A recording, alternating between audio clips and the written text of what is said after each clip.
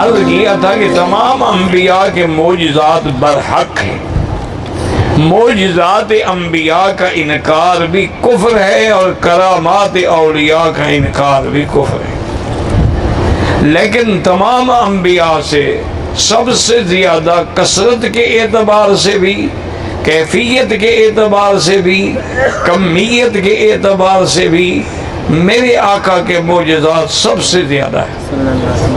اور ان معجزات میں اہم جو تھے، میں نے عرض کیا تھا کہ سب سے پہلا معجزہ قرآن پاک ہے، اس کے بعد معراج محمد مصطفیٰ ہے، اس کے بعد شق صدر ہے۔ شق صدر اور شرح صدر میں فرق ہے، یاد رکھو۔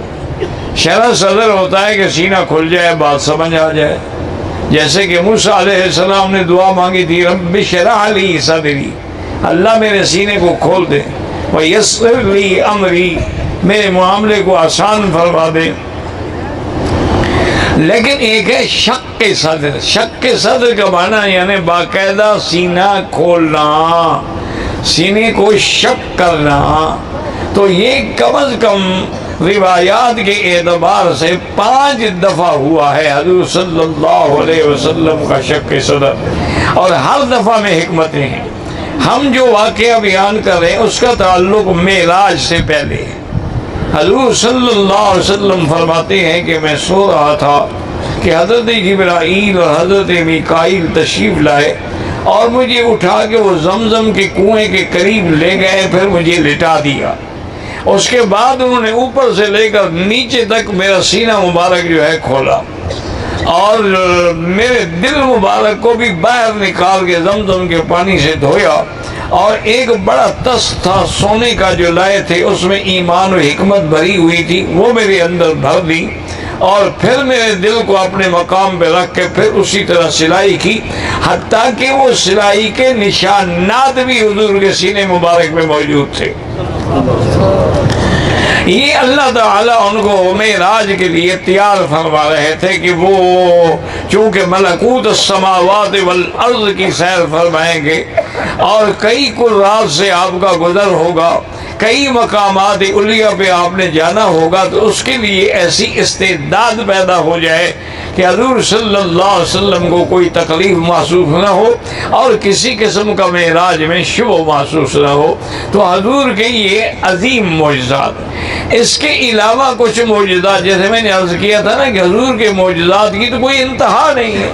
آپ کے معجزات اسمی بھی ہیں، جسمی بھی ہیں، آپ کے معجزات قولی بھی ہیں، فعلی بھی ہیں، عملی بھی ہیں، ارضی بھی ہیں، سماوی بھی ہیں۔ آپ کے معجزات مبارکہ جو ہے وہ قیامت تک دائمی بھی ہیں۔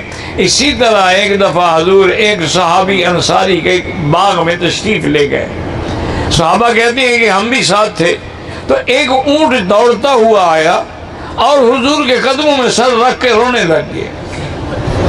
حضور صلی اللہ علیہ وسلم نے اس کے سر پہ ہاتھ پھیرا، اس کو تسلی دی، پھر وہ چپ ہوا۔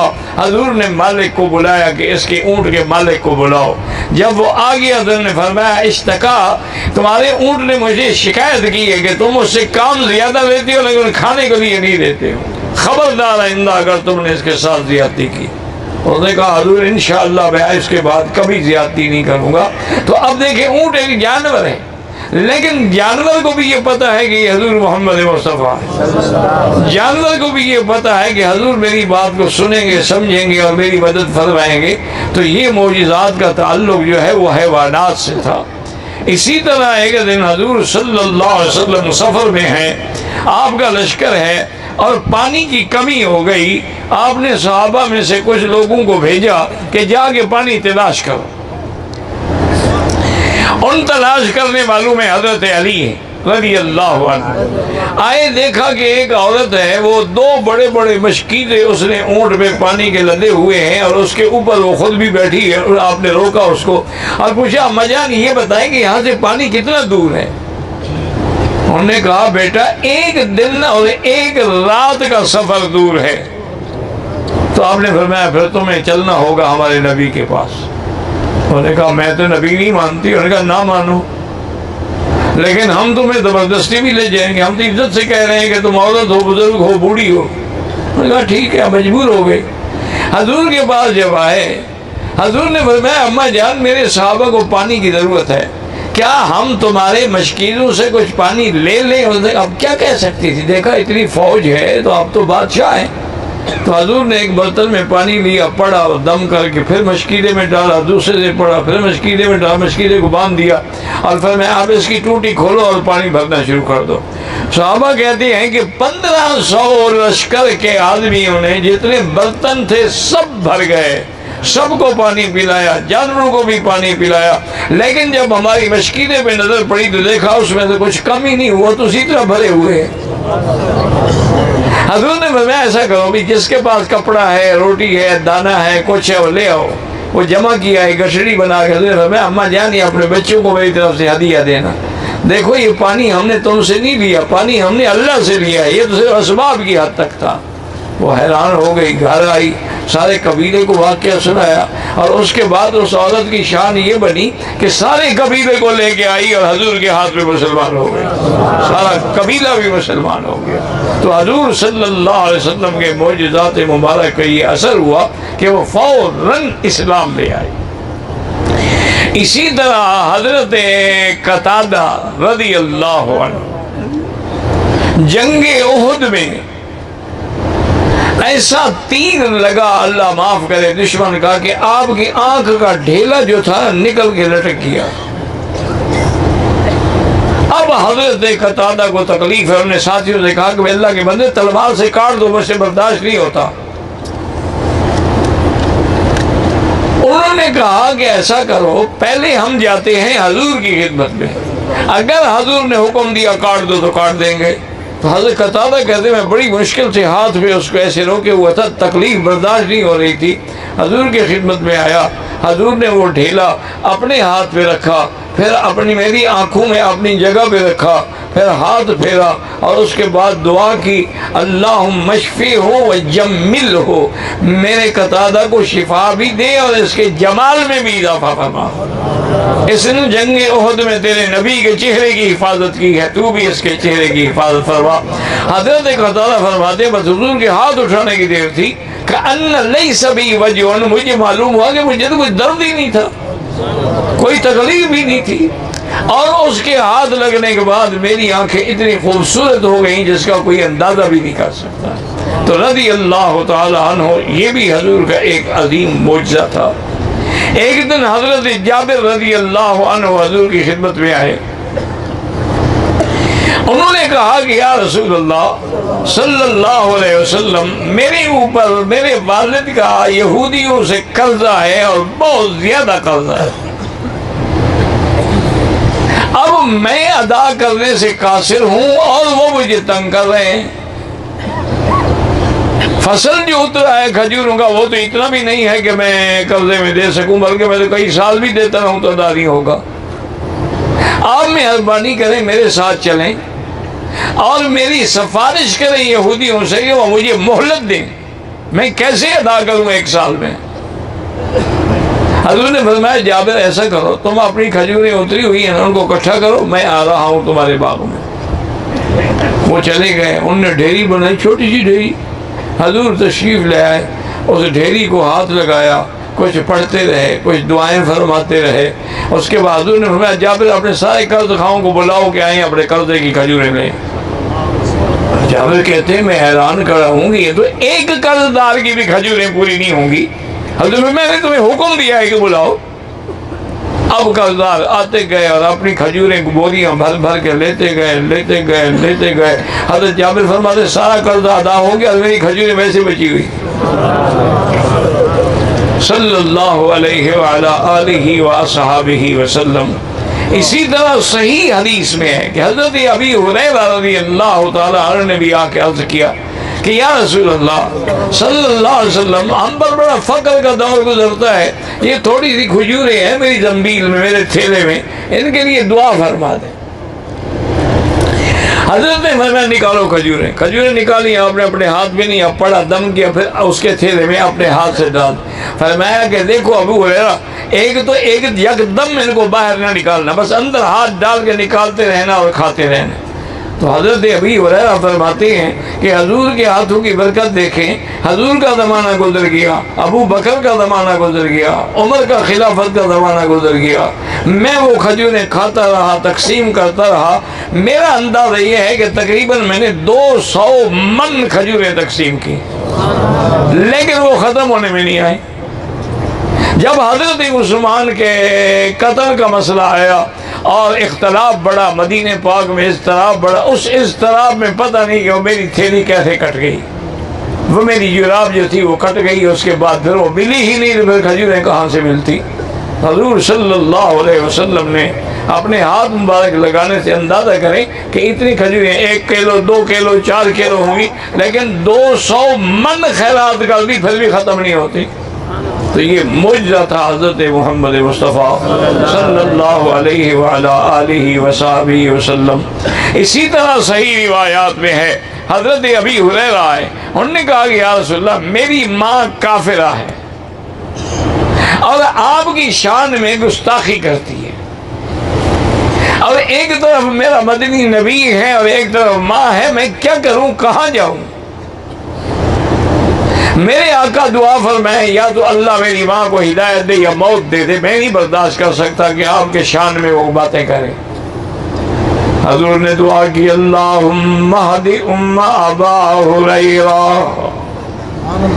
یا اللہ ابی ہریرہ کی اماں کو ہدایت عطا فرما۔ حضرت ابی ہریرہ کہتی ہے میں واپس آیا، دروازہ بند تھا، مجھے محسوس ہوا کہ میری ماں، چھوٹا ایک ہی تو کمرہ ہوتا تھا، شاید غسل فرما رہی ہے، چونکہ پانی بہہ آ رہا تھا۔ تھوڑی دیر کے بعد دروازہ کھولا تو فرمایا کہ ابو ہریرہ مجھے لے چلو، این محمد، تیرا نبی کہاں ہوگا، میں کلمہ پڑھنا چاہتی ہوں۔ حضرت ابی ہریرہ کہتے ہیں میری خوشی کی انتہا کیا ہوگی، میری ماں مسلمان ہو رہی، میں نے ماں کی لاٹھی پکڑی اور میں ایسے قدم رکھتا تھا، قدم ایک جگہ رکھتا تھا، قدم آگے میرا پڑتا تھا خوشی سے، اور ماں کہتی بھی ایسا تو چلو، میں تو چل نہیں سکتی۔ میں لے کے حضور کی خدمت میں آیا، میں نے کہا یا رسول اللہ ہذہ امی جات،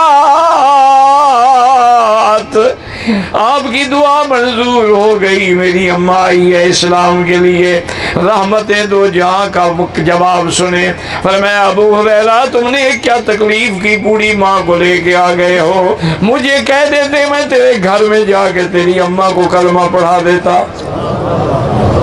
صلی اللہ علیہ وآلہ آلہ وصحبہ وسلم تسلیما کثیرا کثیرا۔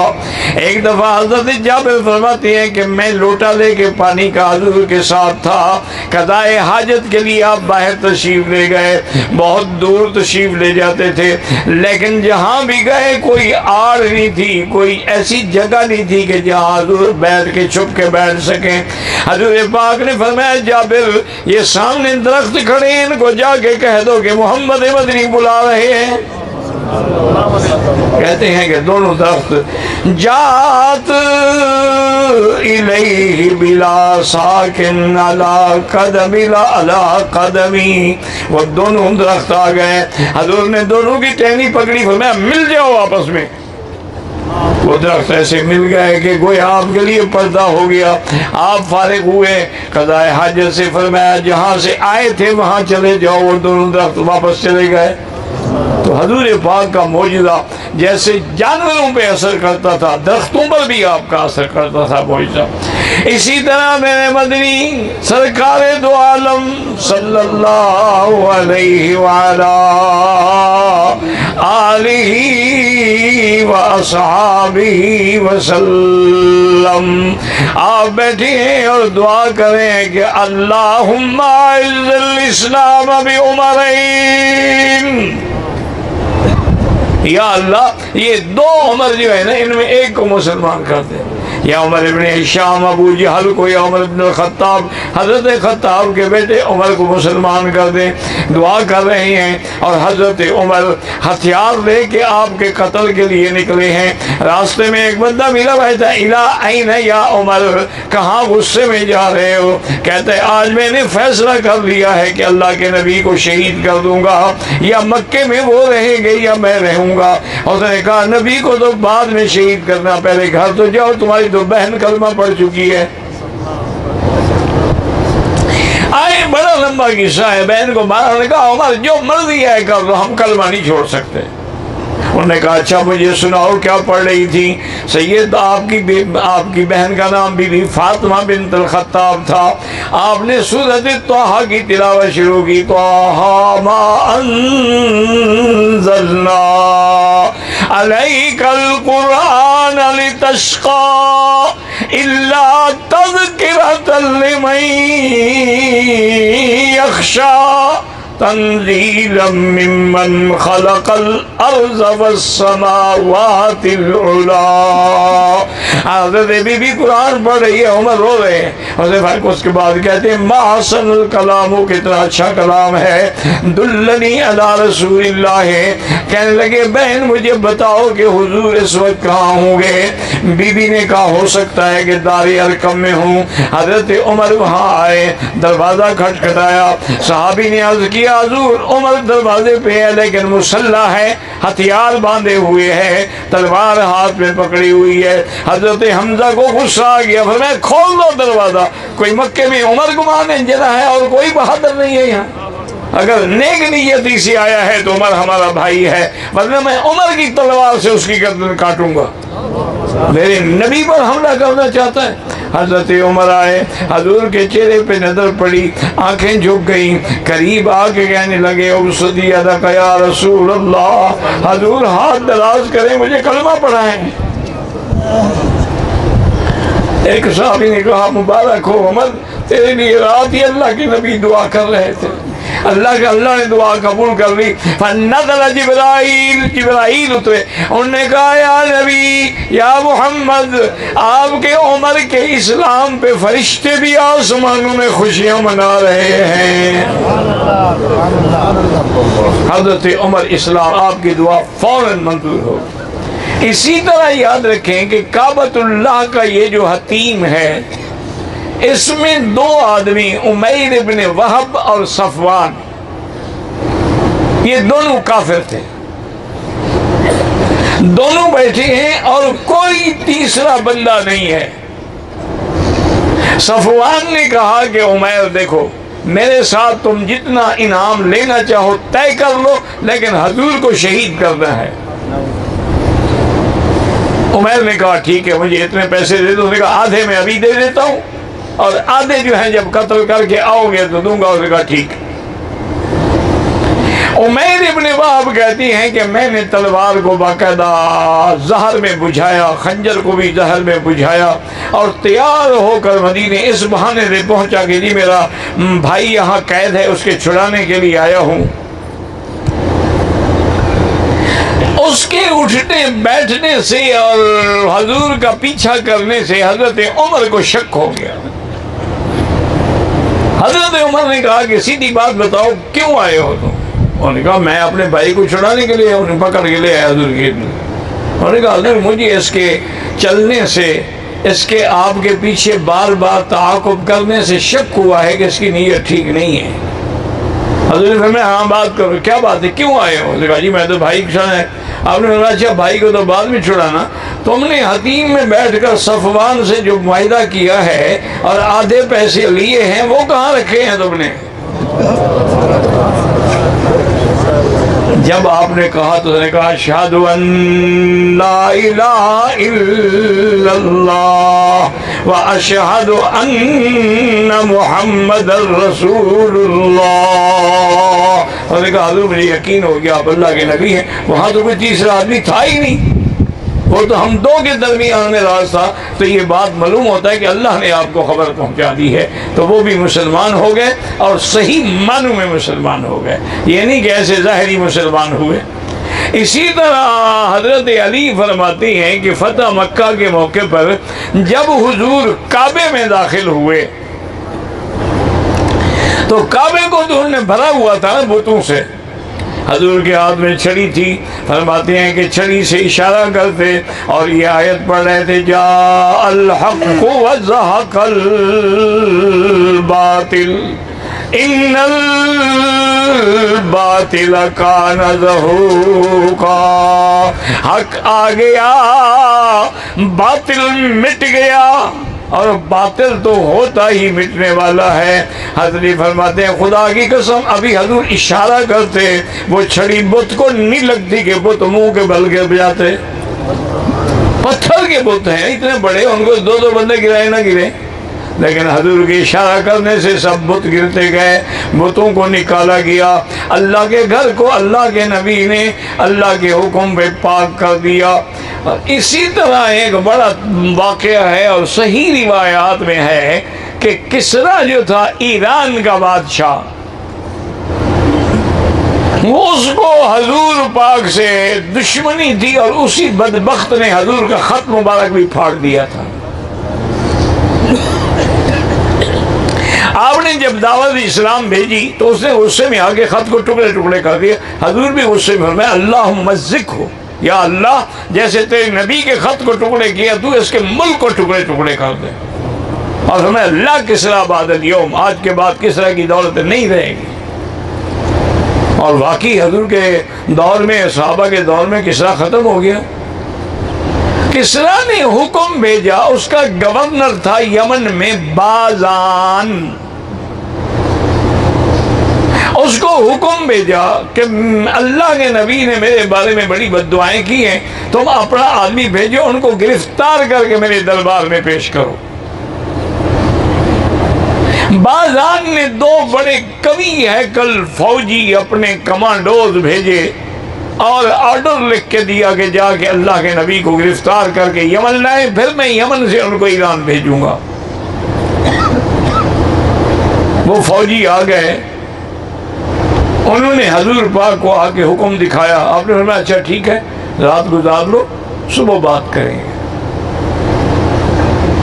انہوں نے سوچا ٹھیک ہے، اب حضور نعوذ باللہ کوئی بھاگ تو نہیں رہے، نہ چھپ رہے ہیں، رات گزار لیتے ہیں۔ رات گزاری، صبح کو انہوں نے کہا ہاں حضور کیا فیصلہ فرمایا، چلے ہمارے ساتھ۔ انہوں نے کہا میں کہاں چلوں، تمہارے بادشاہ کے کسرا کے بیٹے شیر وح نے اپنے باپ کو قتل کر دیا ہے رات۔ جب وہ باپ تمہارا مارا گیا تو آرڈر تو ختم ہو گیا، تو میں کیسے جا سکتا ہوں؟ وہ تو آرڈر ہی نہیں رہا، آرڈر دینے والا ہی نہیں رہا۔ اب تو شیر وح کوئی آرڈر جاری کرے گا تو میں غور کروں گا۔